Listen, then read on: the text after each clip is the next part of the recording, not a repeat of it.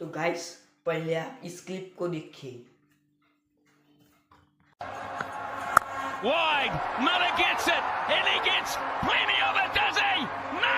What a catch! Oh my God! I don't believe what I've just seen. Athleticism at its very, very best. You practice over and over again these days. A low full toss, Miller's eyes would have lit up. He would have thought, I've got enough on it. But it's not to be.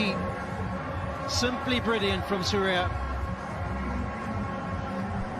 ये बात है 19 जून 2024 की, जब 2024 का T20 world cup USA और West Indies host कर रहा था। तब फाइनल था इंडिया वर्सेस साउथ अफ्रीका का, जब लास्ट ओवर थ्रिलर मैच बन गया था जिसमें 6 बॉल 16 रन चाहिए थे।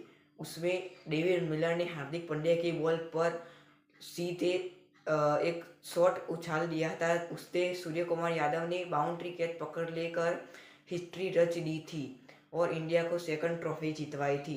गाइस आप लोग प्लीज़ सब्सक्राइब कर दे, इस बार हजार सब्सक्राइबर तक पहुंचा लीजिए गाइस प्लीज़।